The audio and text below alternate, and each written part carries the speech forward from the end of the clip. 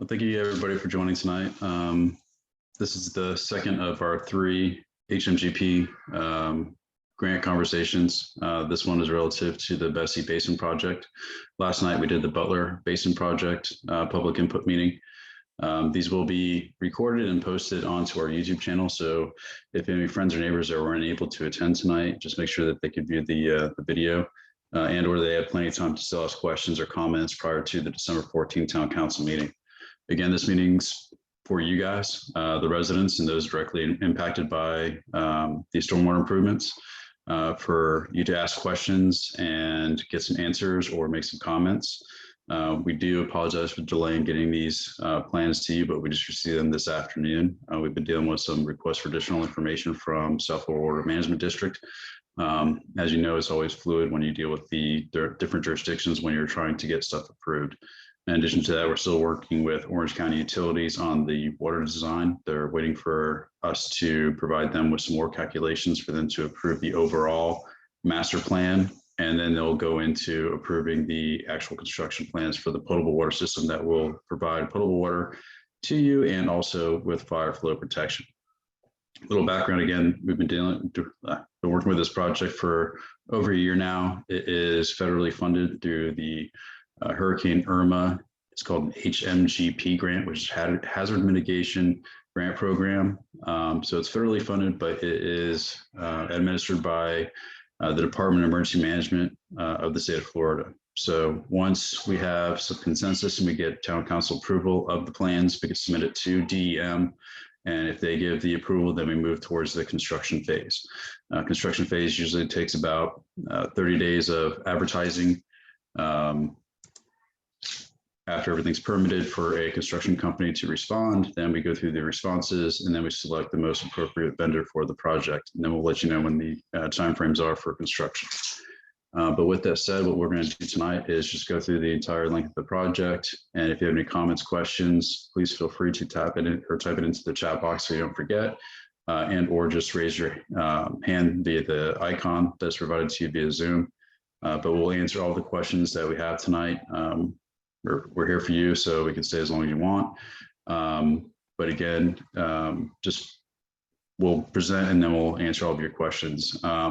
We have Hal, we have Victor, we have Chris, and we have Wes from Kinley Horn Associates. We also have Tanya Elliott Moore, who's the Public Works Director, and we have John Fitzgibbon, which is our civil engineer and not our IT guy. So with that said, I'll turn it over to Victor Gallo. Good evening. I'm just gonna go to first let you know what I'm going over today. We have an exhibit that shows the entire corridor and improvements in with some legends and colors differences. We put together obviously a plan set in more detail that is being reviewed by the agencies and ready for construction plans. So right now it's at a 90% design level, as well as we have our water main construction plans that will be I will go over as far as the corridor for the new water main line along the improvements. And then we'll talk a little bit about the treatment alternatives that we have provided within the project corridor. So can you move closer to your mic? Oh, then, can you hear me okay? Yeah, thank you. Mm-hmm. So starting at 9th, we have identified the need for improving the grading of the road and making the existing swale and side drain system more efficient. It was a lot of water running down the road instead of catching on the swale and getting to the storm sewer system. And so that's where you see the limits of the project within this first segment here. We were able to identify quite a little bit of water, about 23 CFS cubic feet per second, running down from Oakdale into 9th and there in Lake Bessie. So we were able to, with improvements of the grade, reestablishing the roadway, the dirt roadway, to add an open system that it will have inlets and pipes that will directly, basically the water will bypass into a treatment system prior to reaching the lake. That way, avoiding all those frequent erosion issues that you have, especially in this area here. If you guys can see my hand here, there's a lot of erosion, frequent erosion issues, and that's due to water running down the road and scouring the roadway and sending sediment downstream. Or overloading our existing drainage system. So by us catching it in Oakdale and sending it into an underground system, we achieve two things. We achieve be able to avoid having water going down the road, and also trying to be the least intrusive as possible. We met with multiple property owners, residents, as far as working with them about any kind of features, in front of the house. And for example, here we were able to maintain the system as close to the road as possible and try to avoid. Victor, can you go back and then as you go along, can you explain the grading or the grades as you go? Yeah, so in this area, we'll be grading towards the existing swale system here. That is, we're just enhancing. We're really not adding any more. We're just enhancing and adding positive grading to the existing system there, to be able to collect it at this corner here. So right now we have the road running this way. In this intersection, there will be a transition where in Oakdale it will be grading towards again another swale system that is there that will be enhanced.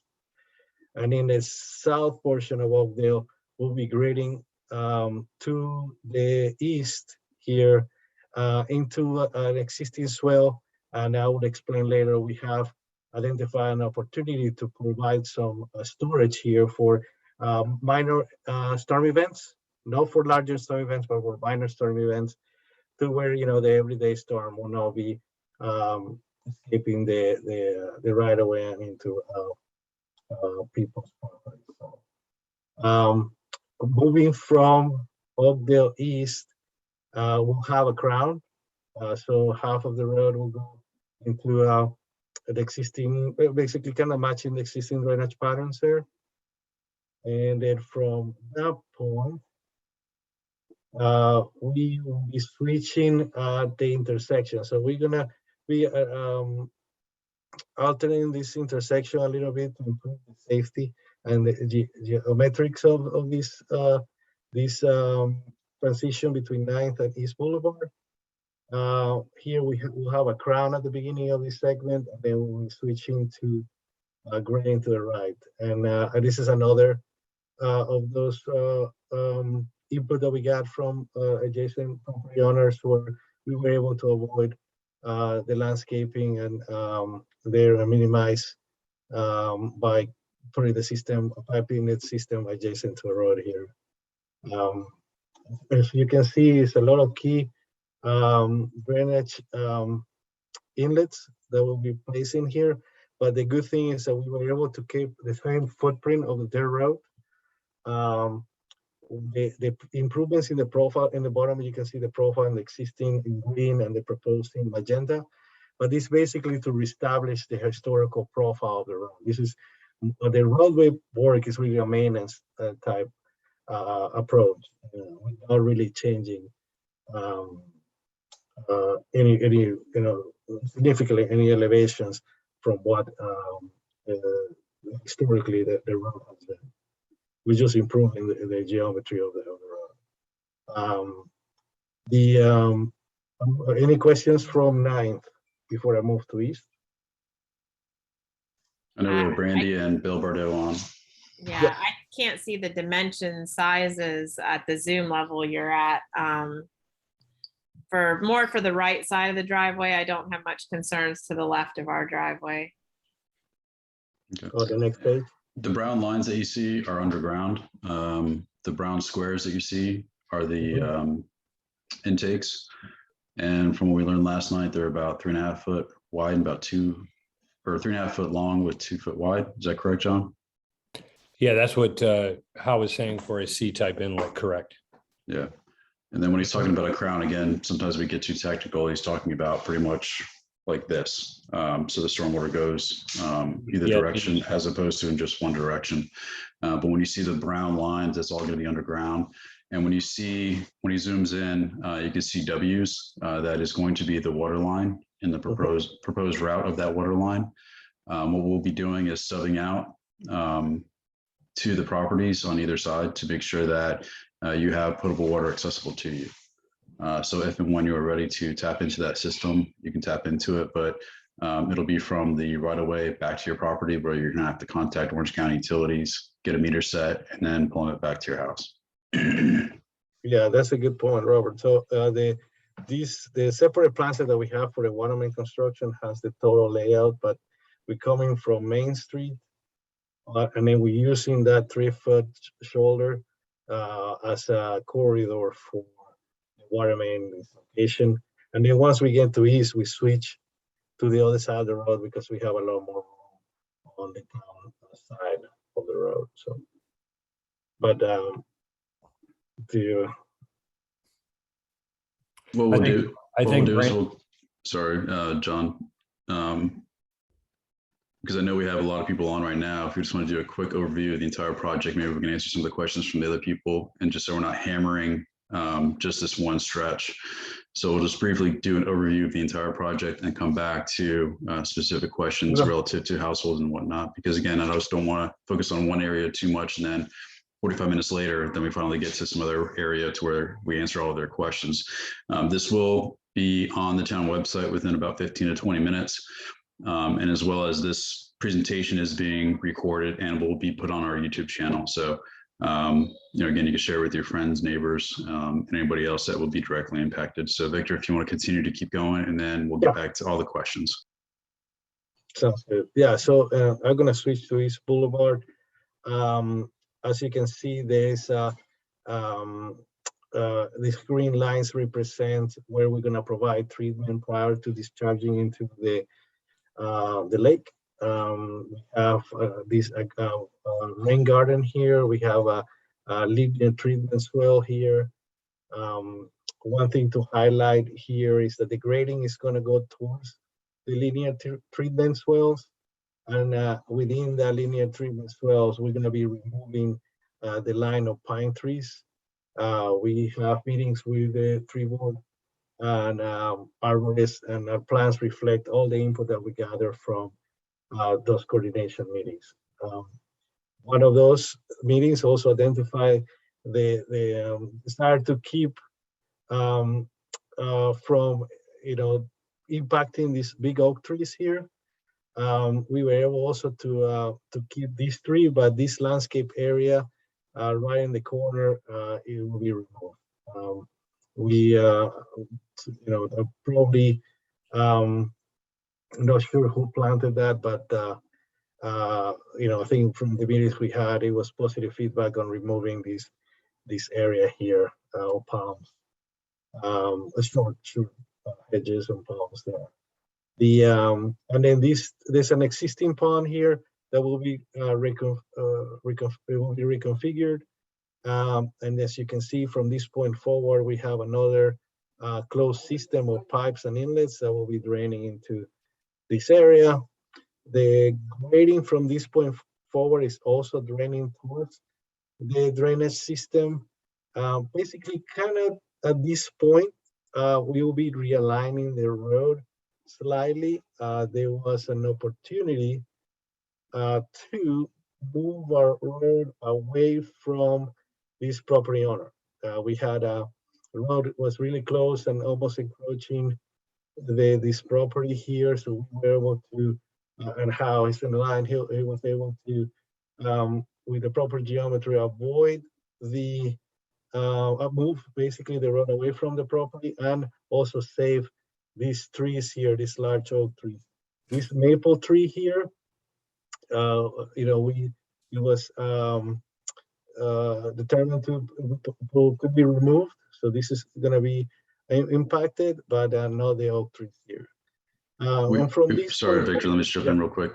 We've been consulting with not only the residents, but also the tree board for the removal of those pines and the maple tree. And we will be looking at a replanting plan as well, which will be presented to the residents too, just so you have some input. In addition to that, if you saw the last slide, in this slide, you'll see the curve ahead signage. That again is to warn people about the curve and hopefully slow down. Because we have had a lot of residents express some concerns relative to that, not intersection, but that curve area. So we'll do what we can to try to slow down that traffic. That's not saying that this is the only solution. This is just one that will hopefully slow it down. We can always go back to the well to figure out what else we can put out there to slow down traffic and make sure that nobody's skidding along that roadway. Yeah, so basically from 7th down to the curve is we're gonna be start with the crown, matching the existing condition. So, draining half of the road to one side, draining it to the other, up to there's a transition depicted in the plans, up to this area here, and then we're gonna be draining to the outside from this point forward. One of the things that we did is we tried to avoid impacts to the driveways here in this area. They were already work that was done to avoid water going down this property. So we're trying to not to impact that recent work of basically humping the driveways there. And it seems that it's working. However, we have a system there in place to catch any water from this point forward. I think so that's the limits of the roadway improvements. As you can see, we're kind of matching, just enhancing the profile of the road. It's kind of matching the green there. And then from this point forward, we tie in into the next connection on 6 for the water main. So you don't see that much improvements other than be able to tie our water main to the connection at 6th Avenue. So there will be water main there. Going back to Oakdale, just now looking, Oakdale, this is the south end, this is the north end. Just a view of the improvements there. We're enhancing that existing swell system. In green here, we are grading everything towards that swell system there. And in the other side, like I mentioned, we're gonna grade it the other way. And then we found an ability to put kind of retention system to address smaller storm events there. It's a low topography here area. So by these, we'll be able to divert some of the water into that swell. There's also improvements on Magnolia and 8th. We are, there's currently a swell here. We are enhancing it to be able to use that inlet system. We're not adding any pipes. We just basically adjusting the top elevation of that inlet and be able to make it, make the road go into that catch basin. In this area, what we're doing is we're putting a swell and then be able to allow for the town to address the, any kind of silt or dirt, sediment transfer that gets into the system. Prior to getting into the system, by putting a sediment basin weir here, and I'll be able to address it prior to going to our system. Right now, our systems are overloaded with silt coming from our upstream conditions. So this will allow for an open area for town to maintain and prior to becoming a problem. So the other segment of other portion of the project, this grant is the 3rd Avenue improvements. We were able to identify an opportunity to help with some of the flooding conditions. There's a lot of water that comes from 3rd down to the Magnolia and 3rd intersection that has some history of overflowing swells, and we identify basically a corridor along the right side of the road here, and based on multiple field meetings there, we identify areas where we can provide swales and provide catch basins, and allow to use that corridor to use this available area here for retention swell prior to discharging to Lake Down. So as you can see here, there's not that much going on as far as roadway impacts or impacts to properties. It's really just we're trying to provide. We're not eliminating the system that goes down the left side of the road, but we're just diverting it to a new corridor that will be treated prior to going to Lake Down here. And then so we added these later on to the project, finding opportunities to enhance this area and avoid any flooding issues that happens at this intersection. And I think that's it. One thing that I want to mention is those areas in Lake, near Lake Bessie, this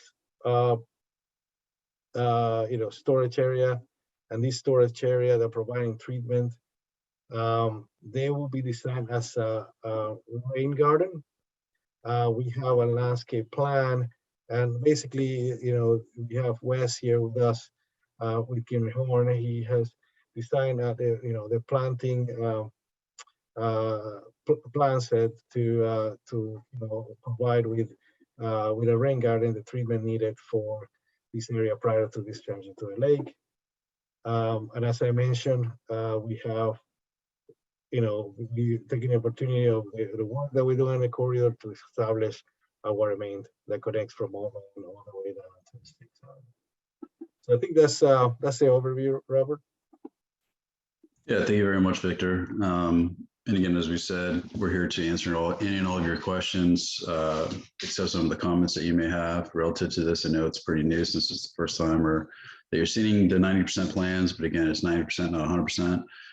So we can make some minor modifications where we can. The design is now up on the website.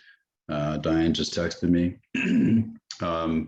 But when you see the swale system, so on and so forth, we can explain what the depth is, what the lengths are, just so you know that it's not a ditch or anything like that. And again, our intent was to make as minimal impact to your area as much as possible. And also actually enhancing some of the areas like you would see at 8th and Bessie and 9th and Bessie. So with that said, I'll open her up, and I think Brandy had the first questions. Yeah, so I have a couple of more. Can we zoom in near us, please?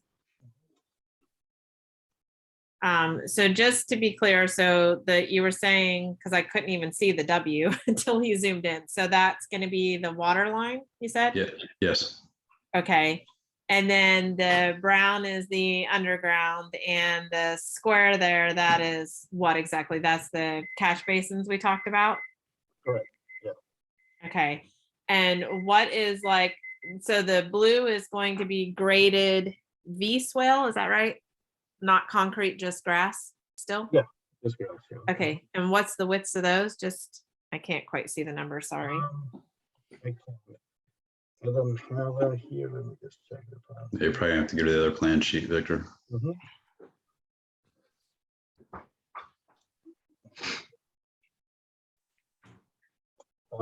We have it's going to be about 7 feet in the widest part, and then about 2.5 feet on the narrower part. Okay. And then I'm even on this drawing, I can see. So then the other part is the 3-foot buffer shoulder. Correct. The green. Yeah. Mm-hmm. Okay.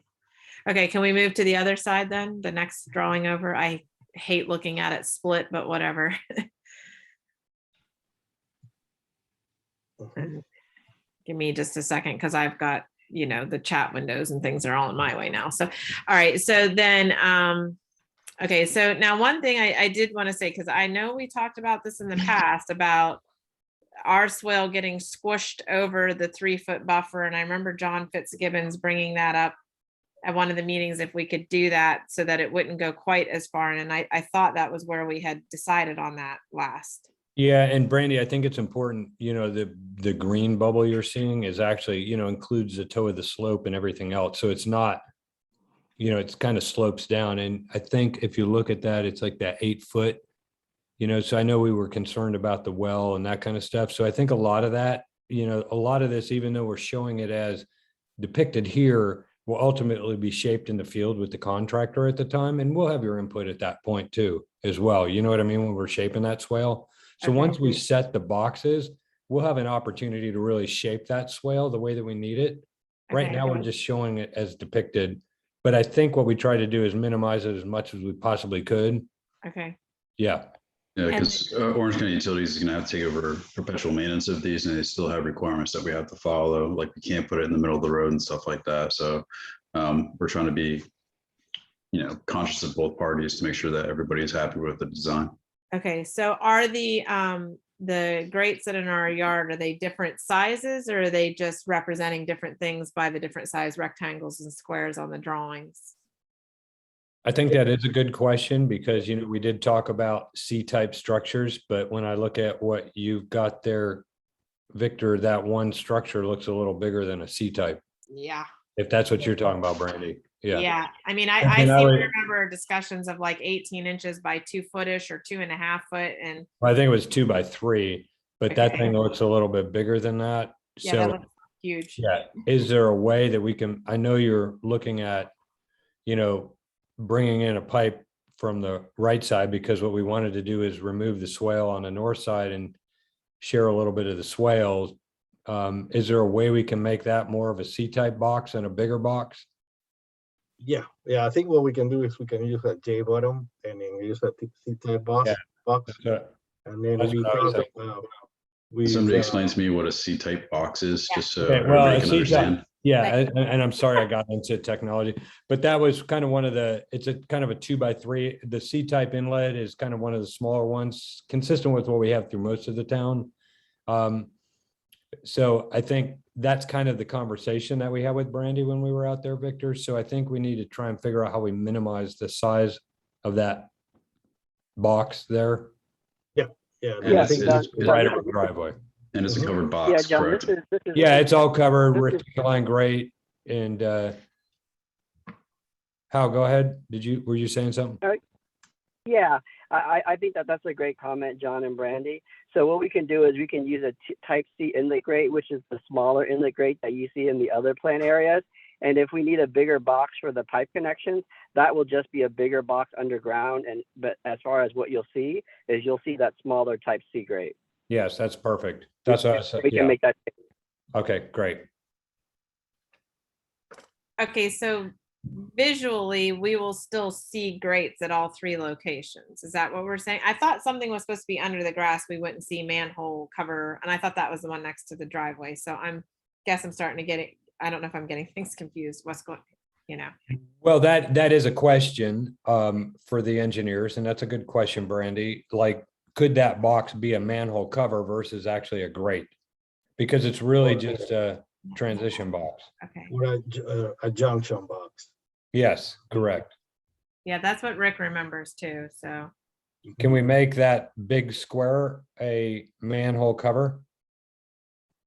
Yeah, So- yeah, I so- think we can make it a junction box where it will be underground, and the access to clean out will be here, and then the one upstream. So Okay, I like that. So it could be completely buried and not seen. right, that's kind of what I remembered. So that's why I was wondering. Yeah. Yeah, that was we can. You only see 2 grates, and the one in the middle will just be buried. Yeah, okay, great. My only other question then would be, getting into minuscule logistics here in terms of like how long it would be ripped up and things like that. And then in general, I know you guys are putting kind for kind back and whatever, and that's fine, except for I really don't want you to put weeds back. If I'm being honest, we don't have regular sod there, but we're not, I know most of the neighborhoods, people do St. Augustine, we're planning to do centipede. So I don't know you know, when we discuss those parts, but Okay, know. yeah, Brandy, from that perspective, Right. you know, what typically we do, just so you know, is if it's irrigated, we'll put St. Augustine back, and if it's non-irrigated, we'll put Bahia. That's kind of the protocol. And that's I mean, it's irrigated, but I've already got centipede in portions of my yard, so I wouldn't want two different kinds. yeah. So I think the whole idea is to try and match what you guys currently have, and that's typically our protocol. Yeah, I mean, I haven't done anything with the sod there because we knew everything was going to get ripped up. So Yeah, the key is that if we go back with anything other than Bahia, that we need to ensure that, you know, it's watered, because part of the right success of the system is to ensure that the grass continues to grow in the swales. right Yeah. No, I mean, our centipede is healthy everywhere we have it, but we haven't, until we knew what you guys were ripping up, there was no point in putting money in sod and putting stuff clear to the road's edge when everything kept changing. No, I get it. I think what typically we do is, as we get ready to start sod, right, we usually communicate with the residents to make Okay. sure that everything's in place. And, you Right. know, the whole thing for us is that we want to put appropriate sod based on how the maintenance is going to be from the homeowners. If Right. it's sprinkled, great. We'll replace it with St. Augustine, centipede, whatever. But if right, it's non-sprinkle, we're going to put Bahia down, because that's the only thing that we can ensure that we don't get silt Right. going through our system. yeah, no, we have a sprinkler system. I mean, as far as Bahia goes, the seed heads get tall, they're rough on mowers. I don't like St. Augustine. They require too much fertilization and too much waste of water. Centipede is a much better species of grass from a biological, environmentally friendly standpoint, and considering my proximity to the lake, as a biologist, that's a big deal for us. Our centipede stays nice and short, it spreads on its own, and it doesn't need to be watered as often as St. Augustine to keep it green in the winter. So that's very important to us. Thanks, So- Brandy. That segues into a good question that's been presented in the chat box, is the timeline of this project. Okay, thanks. Oh, no, thank you, Brandy. How do you want to get into the timeline? Sure, I'll speak to the timeline. So right now we're at 90%. We've already started coordination activities with the Water Management District as well as the water line. If this gets approved by Town Council on the next meeting, which is December 14th, we're going to go ahead and finalize the plans and submit for all our permits in December. So basically, we'll have final plans by the end of December. Now, the Water Management District permit is not an issue. We'll get that really soon in December, early January. The issue with the water line is that the town has a master utility plan for water, and the master utility plan has to be approved by Orange County Utilities before they'll approve our water line construction plans. They've said that they'll submit and review concurrently, and I know that another consultant is working on the master utility plan, which we call the MUP. So our hope is that they get their approval by March, and that way we can bid this project out in probably a March timeframe. And then with that, the construction activities will probably be about 6 to 8 months, because of the fact that we are installing water lines as part of this project, and we're going to be doing the drainage and the grading and the rain gardens. So just generally, just kind of a general time frame for construction, I believe it will begin around March, and then it will probably likely end around October, November timeframe. So just in time for the rainy season, and just so you know, we'll be working with all of you on our MOT for transportation, also to make sure that you can get to and from your homes. And for that eight month window, that's not going to be where the entire area is ripped up. So we'll make sure that there's a progression, and whatever we do will make sense. And again, you'll have access, you'll have deliveries, you'll have solid or trash pickup. And if you have any medical needs, we'll make sure that those are met as well, as to maintain that access. I know Bill and Nancy have questions, so we'll go with Nancy Bardot and Bill Bardot, who are right on the corner right there.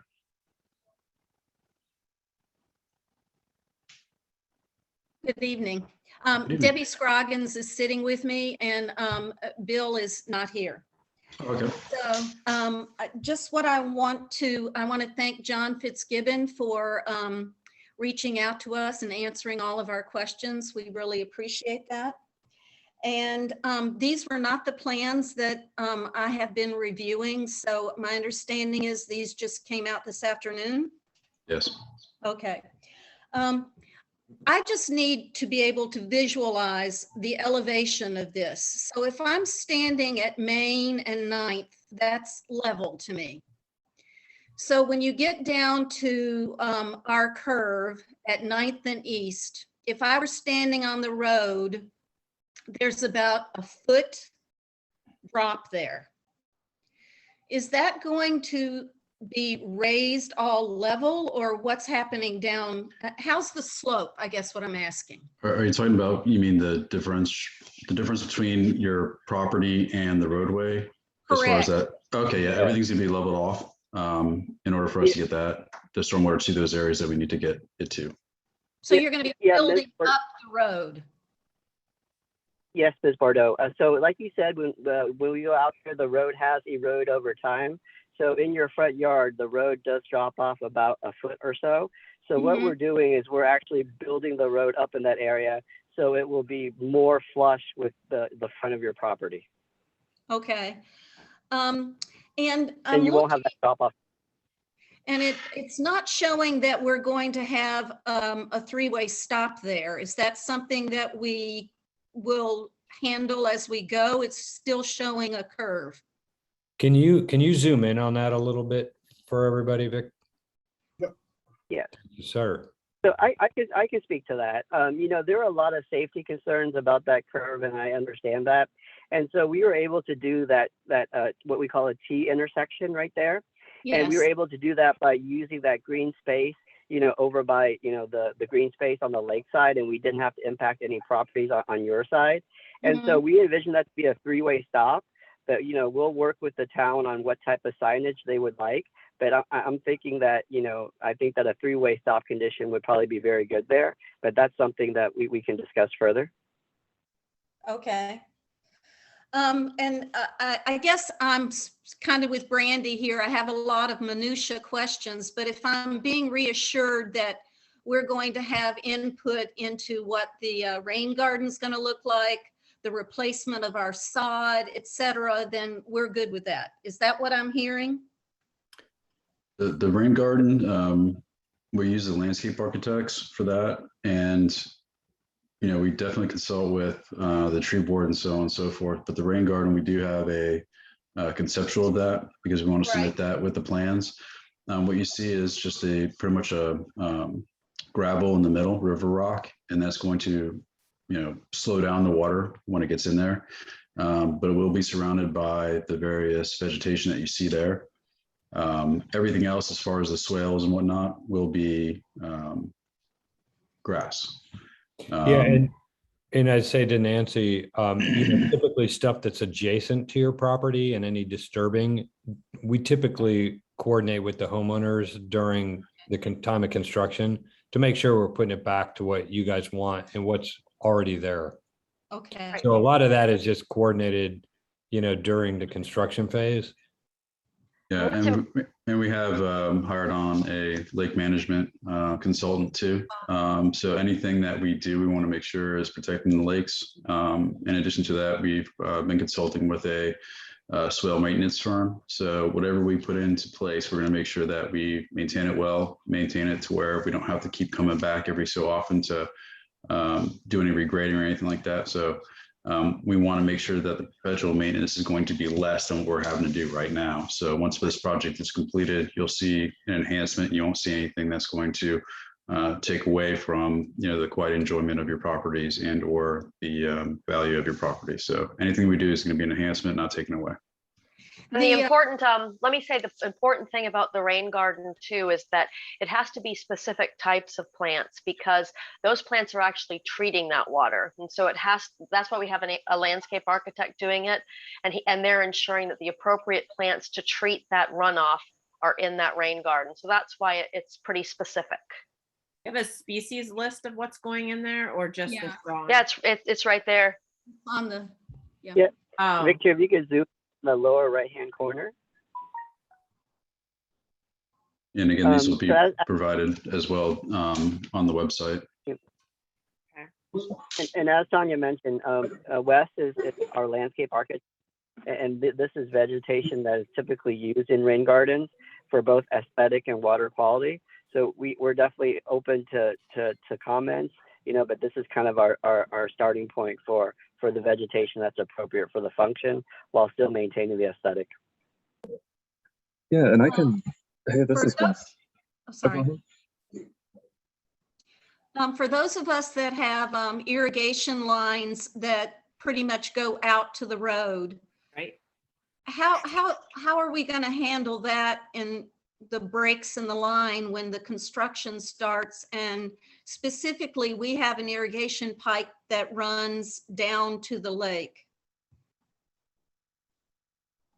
So you're drawing water from the lake for your irrigation? Correct. That Yeah, was brought up at old meetings a long time ago, a year ago. I remember them saying that. So Yeah. Yeah. Our intent is not to disturb anything. So again, if it's something that we can accommodate, we'll make sure that we do. Okay. And we're not going to require you to hook up to a potable water system to irrigate. That would just not be wise of us. Do you see all of the staging for the construction being down at the boat ramp? I can answer that. Yeah, I think probably what we'll use is the Lake Bessie area as the laydown yard when we bring in all the pipe and everything. So it won't be on the street. Obviously, that's very constrained. So we'll probably have that as a laydown yard. And then when we're done with construction, we'll restore it back. And then that way it keeps everything out of the way of all the residents as well. Yeah, so you're going to have, you know, not the best view in the world for during the time of construction, but I can guarantee you at the end of this, you'll have a better view. Okay, I think that answers my questions and I appreciate it. Thank you. Thank you, Nancy and Mrs. Scroggins. We do have a question from Martin Collins. Are the sizes determined by the function and requirements rather than the size we like? And I guess that would refer to the structures as well as the swales, if Mr. Collins is still on. I always feel like I'm doing a podcast or something when I'm doing these. Mr. Collins, if you want to unmute, if I got your question correct. Yeah, we're discussing we don't like the size of this or the size of that. And I just thought that we had a functional requirement we're trying to achieve, and that we may end up losing our flexibility to just make things really small because we like small things. So that's what my concern is. Is there a functional requirement, design criteria that says this catch basin has to be, this grade has to be this size because it's catching this many gallons, you know, per minute and so forth. So at some point I would think that we'd cut off the subjective part of that. That's my question. Yes, Mr. Collins, this is how, and we have minimized structure, locations, and numbers and sizes, as well as sizes of swell as much as possible, while still being able to address those engineering items that you talked about. You know, what we do is we define basins that flow into these areas, and we look at the rainfall events, and, you know, we have to design, you know, the minimum to accommodate that. And so that's what we've done with this drawing. You know, with the 45% design, we got a lot of good comments. So we went through and we minimized them as much as possible. And so what you see on your screen is basically the minimum that we have engineered that will meet those requirements while still, you know, maintaining the aesthetics and the dimensions, you know, that the residents were desiring. Kind of a follow-up, just a general follow-up to that. Thanks for the answer. That's pretty clear. Are there a set of functional requirements developed given to you for the design criteria, or that will go out to the general contractor, like the system must move X, you know, cubic feet of water with, you know, rainfall, this many rainfall events or whatever? What are your metrics that you guys use to establish design criteria to move the water around? So I Yeah, can you answer know, that. oh, sure. I can answer that how. So as far as the storm source system goes, there's two things. One is the design criteria for their roadway facility, and the criteria for permitting, and then grant requirements. So we have to beat both. So for a roadway, a 10-year storm event is sufficient for the conveyance system.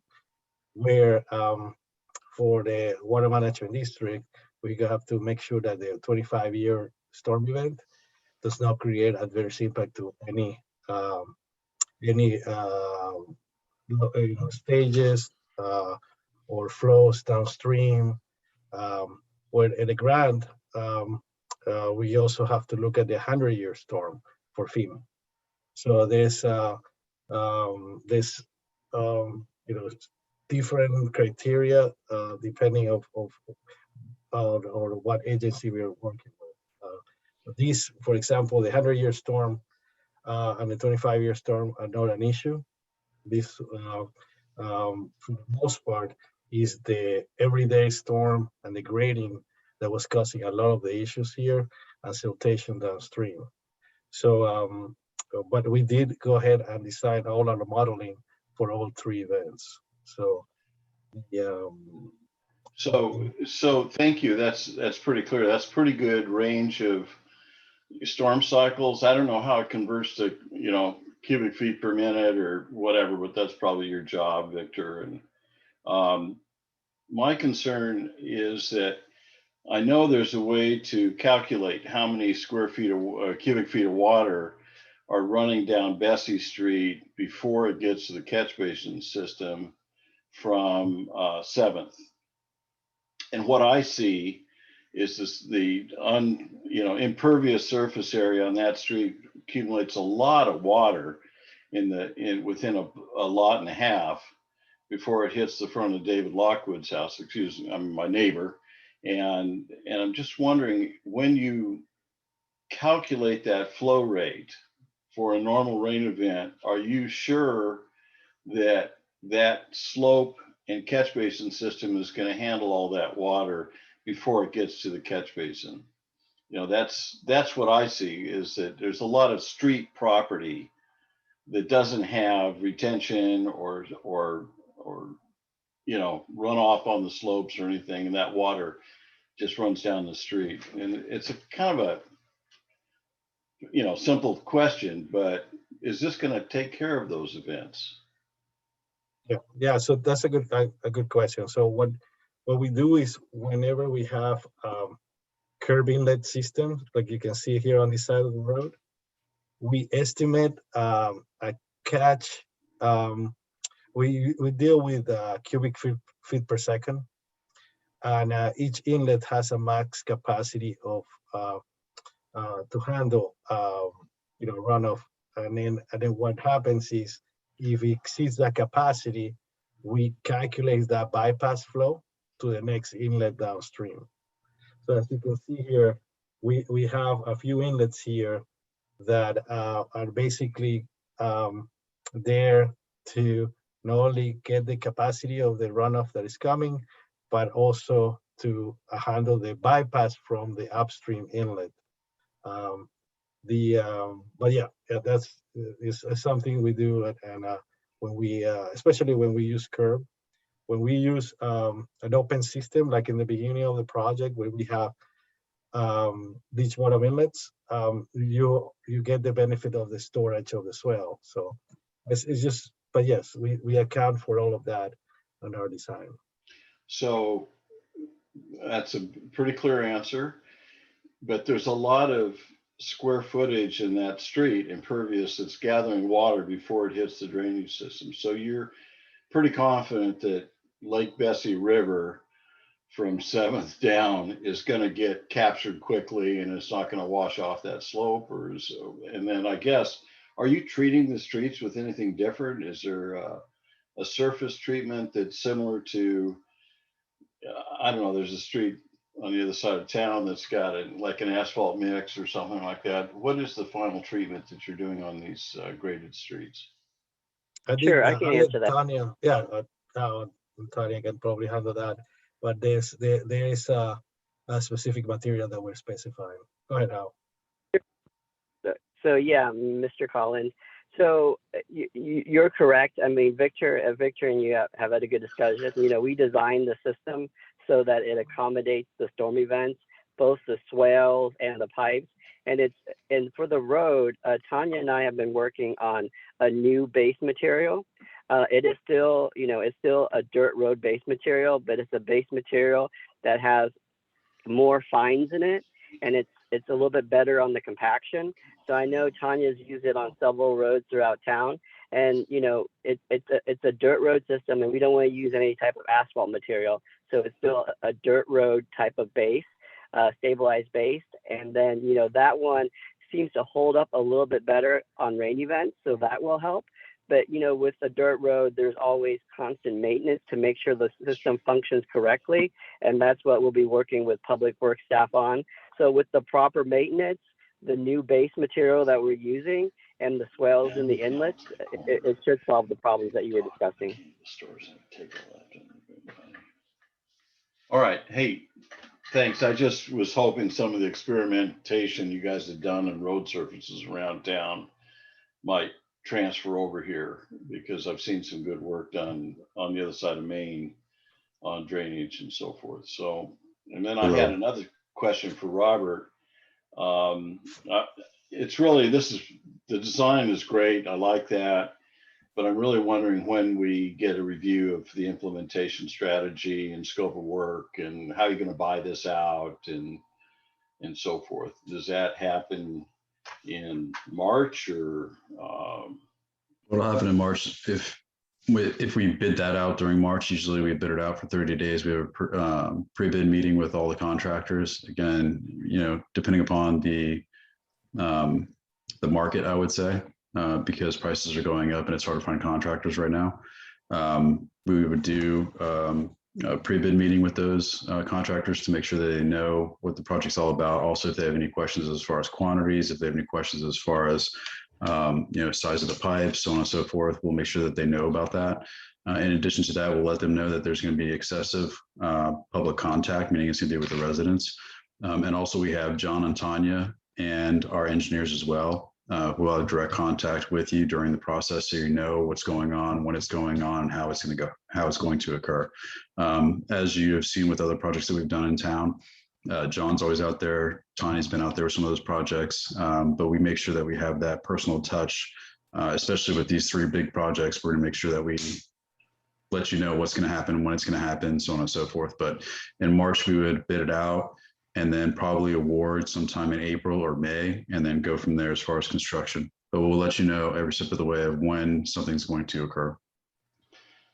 You guys are really great on visibility and the customer care stuff. I appreciate the work you've done so far. I'm just have seen, you know, stuff going to legal on Second Avenue drainage implementation. I've seen some other work that's poorly implemented, and I'm, as you know, Robert, I sent you my comments about how do we buy this in a way that makes sure we get what we wanted to buy, and that it's put in right and works right at the end, even if it costs us a little bit more money. I mean, we're a small town. We don't have all the resources to fix things afterwards. So my concern really is that, in a general sense, are we empowering those contractors that do this to meet our design criteria? Or are we saying just build these drawings, we're okay with them? And then how do we follow this up with field inspections so they don't build something wrong and we find out later that it doesn't work? And typically with projects, we have weekly meetings, not only with myself, but the engineers, and also with John and Tanya. So again, we make sure that we're constantly on these contractors, not only for implementing what exactly we designed, because during construction, sometimes things may arise that we may have to make some minor adjustments. but we'll make sure that everybody's aware of those adjustments. But we do work well with whatever contractor is going to be out there and make sure that, again, you know, they do it to what we designed and nothing's going to be deviated from that, because that opens us up for liability litigation. In addition to that, we are under the microscope of, I would say, at least 3 different jurisdictions. You have the water management taking a look at us, DEP looking at us, and also you have DEM who's looking at the overall project to make sure that what we put in the grant is actually going to be constructed. Plus, we have to meet NPDES standards, which is a whole nother level of review to make sure that we are protecting these outstanding Florida water bodies as much as possible. So, you know, we're going to be out there a lot and we're going to be out there often. And, you know, we're not going to build something that we're not going to be able to take care of, or it's going to open us up to litigation. You know, with the West 2nd Avenue thing, that was something that was internally designed by Public Works prior to me coming on board, as well as John. And they just put an asphalt berm in and it just moved the problem further south. That doesn't happen under my watch. So will there be a peer review, an engineering firm review these drawings to make sure we're achieving our design criteria? We have done that in the past. Oh, go ahead. I can answer that, Robert.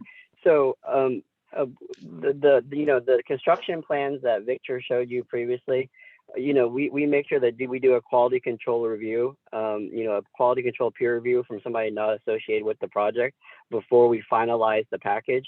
So Kimley Horn has an internal review system that we're very proud of.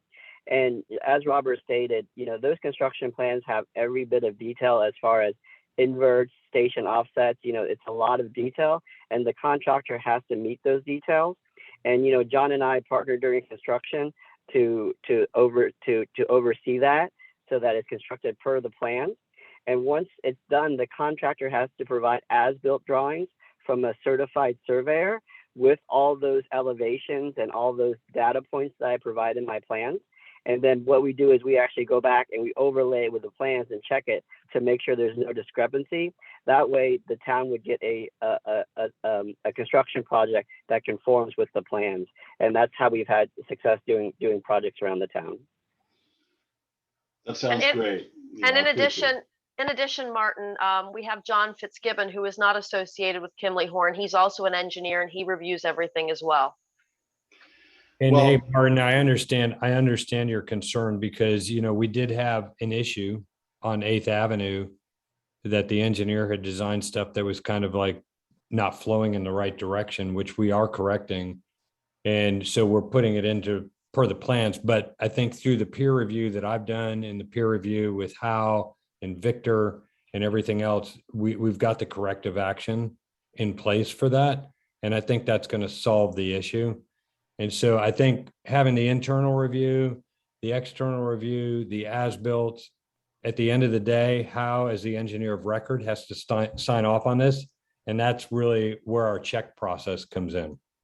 So if we include within the contract some type of performance criteria that they've got to do, is in addition to just building what we give them on the drawings, and they don't perform correctly, will we have a remedy to go back and have them correct their Absolutely. If it doesn't match the plans, they have to, you know, at the end of the day, like Hal said, they are doing the as-built, and then we have the corrective action power to make them put it in to the plans. Because so if we find the design that Hal has built doesn't really do what we needed, and Hal's changed jobs, who do we go to find out how the engineering firm is going to pay for the? The good news is we have a much bigger firm we're working with than we did in the past, so that's a good thing. Oh, that's definitely an upgrade. I appreciate your comments, Robert. So. Well, I know it's Robert. No, Mr. Collins. It's actually John Fitzgibbon. I'm signing. Your name has changed, John. I know. I for some reason they used my computer for the last town council meeting, and I look like Robert Smith. So, anyways, you don't look like him, but you both. I'm much more handsome. Yeah. All right, Mr. Collins. Hopefully, we've answered a lot of your questions. I know we have Nancy that was waiting patiently as well. I see her yellow hand waving at me. Thankfully, it's just all fingers are up. So. Nancy, we'll go to you, and then if you have any additional questions, Martin, will come back to you. Nancy? Yeah, I just have a quick question. I apologize. My eyes are not good with all this going back and forth with these drawings. And I was trying to watch the launch and listen to Victor at the same time. He was talking about East and 8th. And could we go back up there? I don't know what trees are being taken down. I know we talked a long time ago, and I didn't know if there's been any change. I know that there's going to be the rain garden there. And were there, I see. The pine trees are going that are on the east side of the roadway. Yeah. And then I think there's a magnolia and an oak tree, and I just didn't know. Yeah, we were able to save the magnolia. We were thinking that we wouldn't be able to, but we saved all the large, these three that are between 18 to 36 inch. But this landscape area this one is the one that is going to be impacted. And Nancy, I think you'll have a better view of the lake with that vegetation gone. Yeah, and Nancy, I think when you and I were out there, we were like, why was that there? You know, and then not only that, but it's a blind spot for the intersection. So yes, for us, we would love to take that out, get it all cleaned up, and then let those trees be the majesty that they are. And then it also gives you a much greater view to the lake. So that's kind of the intent right now, is to get those out of there. Okay, that's what I was wondering. I just didn't know about the trees and what was going to be there. And then also, and John and Tanya, you made me feel so much better, because I was envisioning the side of my house to look like the front of my house. I think you referred to the front of my house as a ditch as opposed to a swale. Yes, and quite frankly, I don't think it's going to be much different than what's already there. What we have to do is just make that catch basin in your yard more effective. And I think that's going to help your driveway, and it's going to help that whole flow in that area. So that's not and I think Victor kind of alluded to it. It's not really a major change. It's just making that catch basin more effective than it is right now, because it's not effective. Okay. So I don't think in the right of way, which I know is kind of perceived as the yard, and we didn't want to get like cray there. So our whole intent is to at least allow the road grading and everything else to make that an effective catch basin the way that it used to be when it was first installed. Okay. And it's not a major, we're not putting like, a moat in front of your yard where you got to put a drawbridge up and, hope that. Yeah, and cray is an official engineering term. It is. Well, I'm not sure that I know what Robert said, don't talk like an engineer. Going crazy. Okay. It's what I guess Generation X people, or whatever I am, use. Okay, well, thank you very much. Now that you answered my question, I appreciate it. Thank you, Nancy. And I know that Nancy Bardot has another question. Yeah, it's actually for Debbie. Okay, Debbie? Well, I'm wondering about, you came out and you worked with saving my trees. Yes. And I'm wondering if this in front of my yard is saying that any of my trees will be saved. Victor, go to 9th and Bessie. Yes. So is her stand of azaleas gone? Are you keeping the ligustrums? The dead tree is gone. You're keeping the tabachina tree by her driveway? Yeah, I think if I can answer that, I think the intent was, you got the tabachina tree kind of where the cursor is right now.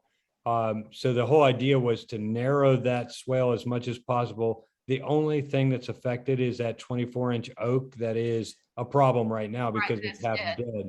And we want to take that out because it'd be good. And it's a liability right now in the right of way.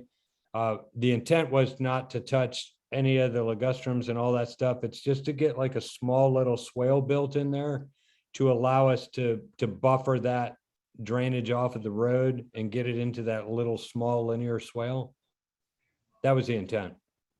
So trying to work with the existing landscaping. I'm definitely saving Nancy's avocado tree. Well, yes, because during construction, I'm going to have a lot of guacamole. You promised that to me. I'll bring the chips. You bring the chips. I'll bring the margaritas. Okay, thank you very much. Thank you. Does anybody else besides Brandy right now have additional questions? I want to make sure I give some fair time to everybody. I know we've spoken to Martin, the Bardos. Wes is with us. Gloria? Oh, I'm with Kimley Horn. Oh, hey, Gloria. Hi. Do you have any questions, Gloria? No. All right. Mr. Lockwood? Or Mrs. Lockwood?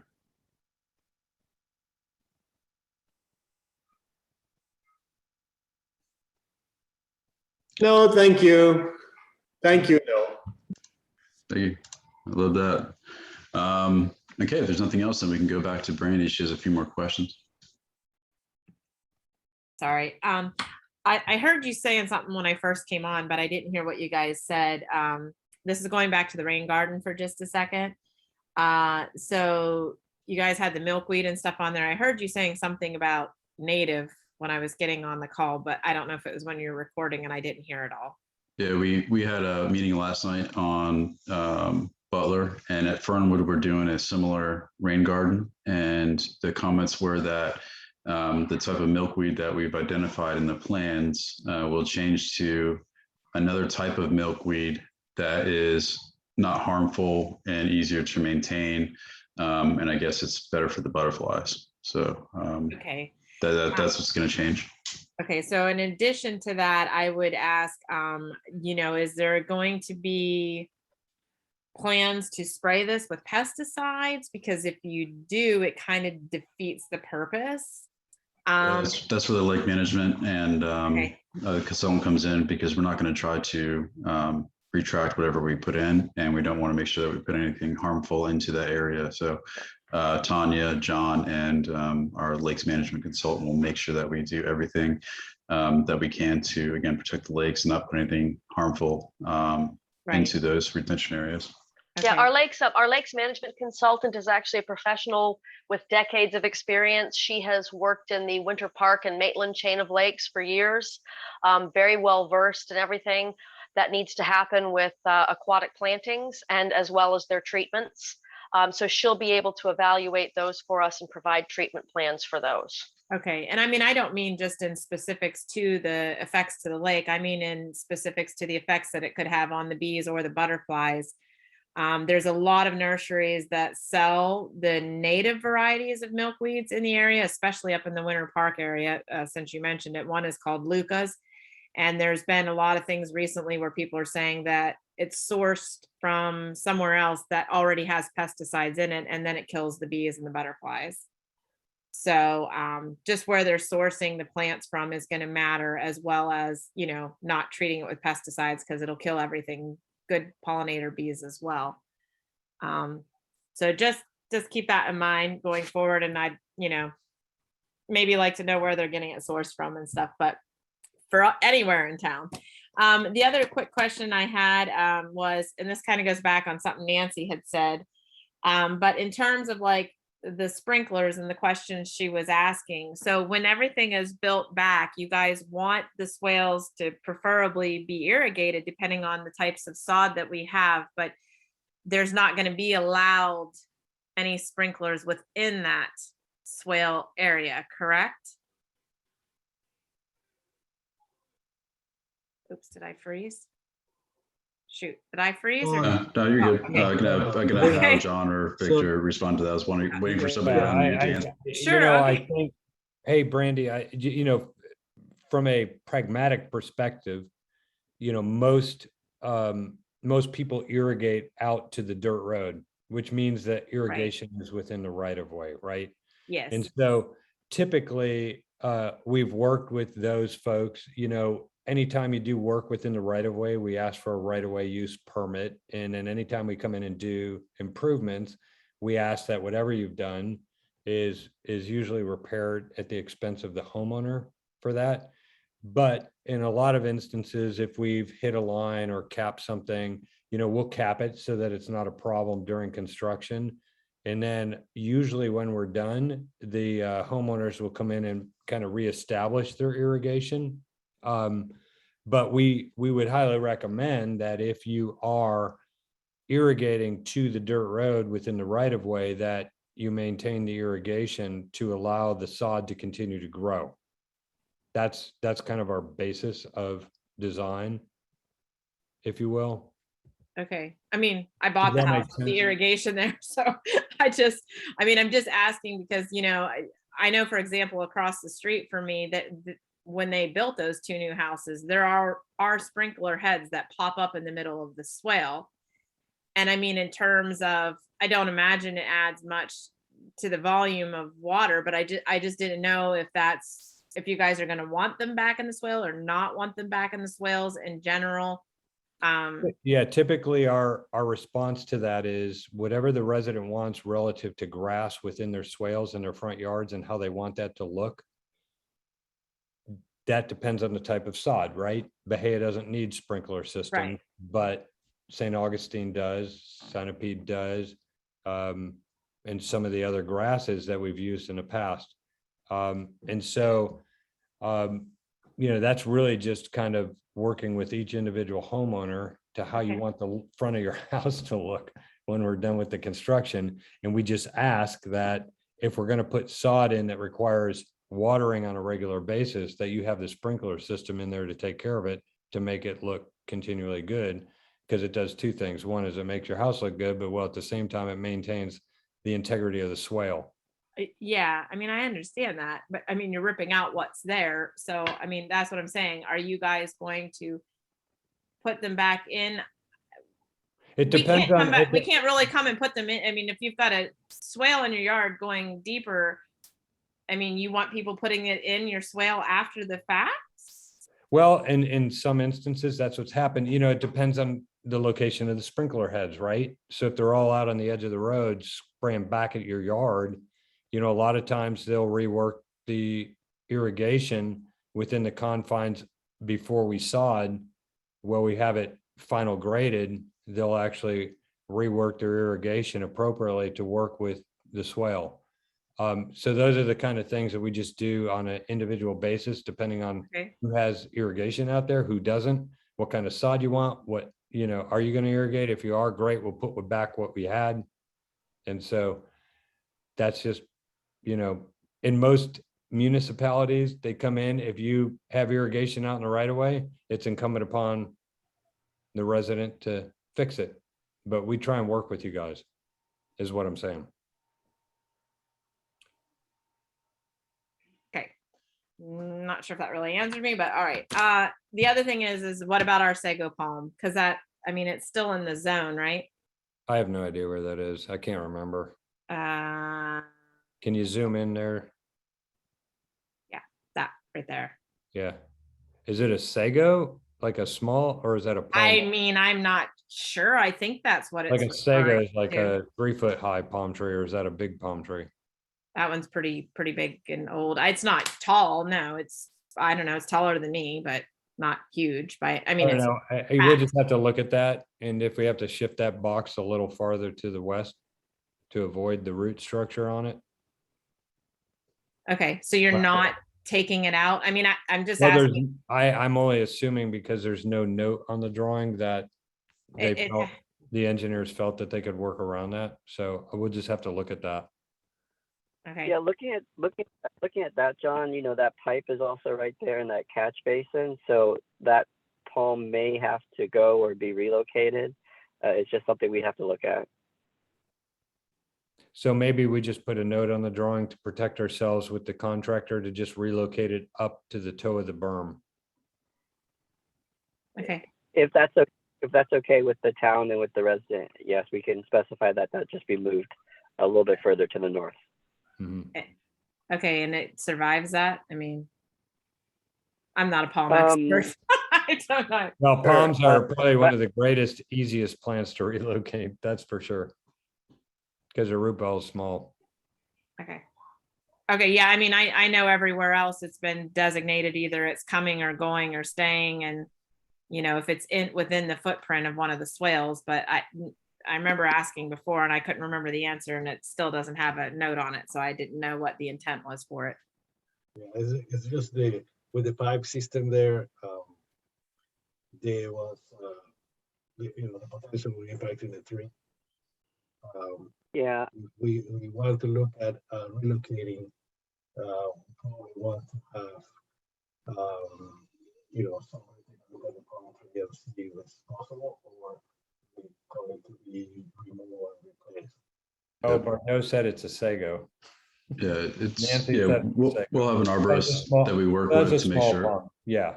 Yeah, could probably relocate that. we typically have arborists on, not on staff, but as a third party consultant to give us some insight on what we can do to protect what the existing trees are and if we have to relocate a tree. So we'll defer to them. Okay.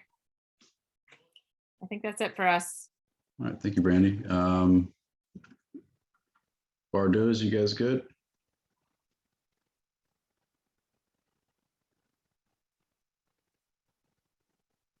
Martin wants to look at 7th and Bessie again. Thanks. So my question is, I got kind of a two-part question. Is this the last review where we get to look at everything and then you go to 100% CDs, or what's the goal tonight? This last public comment, or Get as many comments and insight as we can prior to the approval on December 14th. I know it's only 12 days away, but if you can provide any of those comments to us prior to that date, that'd be great. And if there are comments or suggestions that we can include within the 90% of designs, we'll make sure that it's in there. But right now, you're looking at as close to a final design as possible. So I have two functional issues. One is I see the trees in the area in front of my house and in front of David's house. There's one that's hanging over my property, beautiful tree, but its sister fell over last year, blocked the road, wiped out my front garden, and it keeps getting lower and lower. And I'm just wondering, it's a city tree, and David and Natalie may not like to hear this. They're my neighbors across the street, but I'd like to get that thing taken out. And if there's a separate way to evaluate those, no, that's on the other side of the street. I know what you're talking about, and I can talk to Victor and Hal about that one. That's the one that the UPS drivers love. Yeah, well, yeah, there's a couple of conditions there, but something's not right there, and they're old, and I think they're water oaks, so we might need just a brand new young laurel oak put in there. And then the other question is, back to my functional thing, the square footage of impervious area from the first drainage grate on 8th, there's a lot of water that catches on the street. We've got quite a flow from 7th, down to the end of 708 lot. And I just was hoping, is there any way to move an additional grade further up that street to catch some of that? Or is this kind of a done deal for water flow and capture? I can answer that. So what we did is go out there during storm events. When we were looking at avoid being intrusive and avoiding impacting landscape and trees, we went out there and kind of take a look at the basin size to where we definitely need a catch basin. When we were out there, this part of the profile of the road was pretty resilient and sustained the amount of flows that they're getting from here. They are catch basins in the quadrants of 7th and Bessie that send water east to another outfall. So the basin boundary, when everything is working, is 7th here. We do get water from the lots, from the slough especially, but once it gets to here, to this point, the flow concentrates enough to where it needs a catch basin.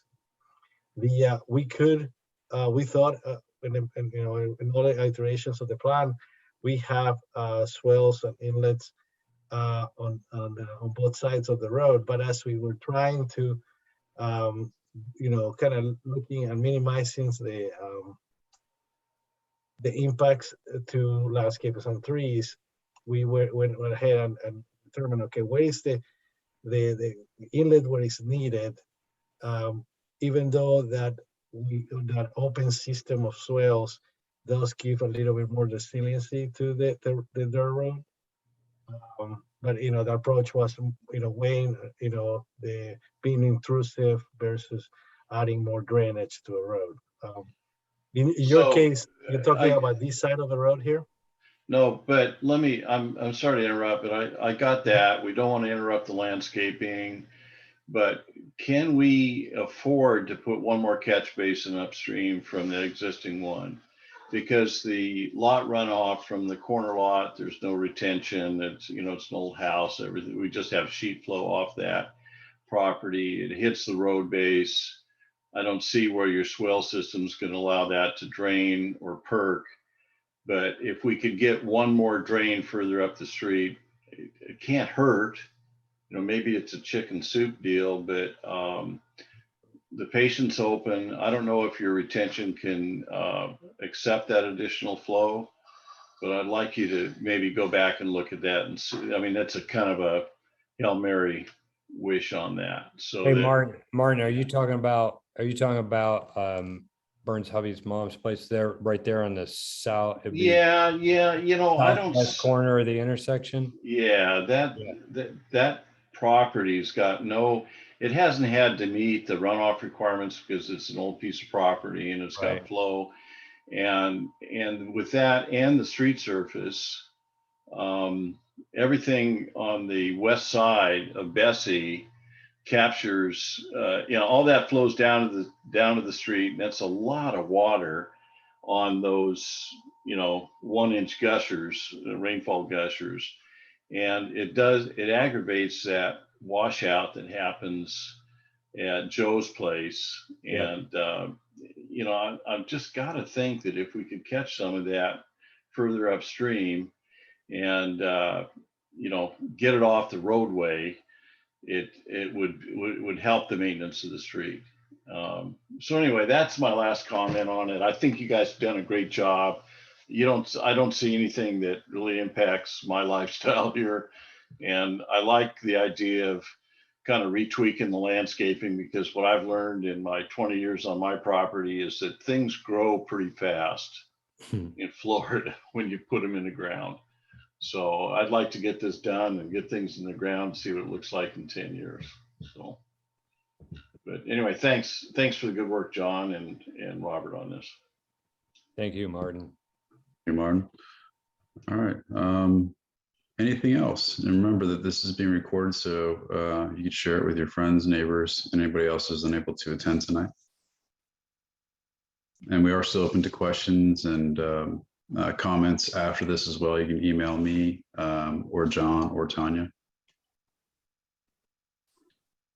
All right, see nothing else. Again, thank you all for participating tonight. We'll take a look at Martin's comments, and we'll make sure again that we keep you in the loop as far as any approvals or anything that's forthcoming relative to this project. So, you're not surprised by anything. Like one day you look out the window and there's a bunch of construction vehicles out there. So, the same thing, if you see like some surveyors out there or something like that, make sure you contact us and we can let you know what they're out there for, just so we're not hitting the rumor mill on NextDoor. That's always fun to deal with. But I do want to thank John, Tanya, Victor, Hal, Wes, and the rest of the gang at Kimley Horn Associates for attending tonight, and you, the residents, as well. So thank you so much. Thank you. Goodbye.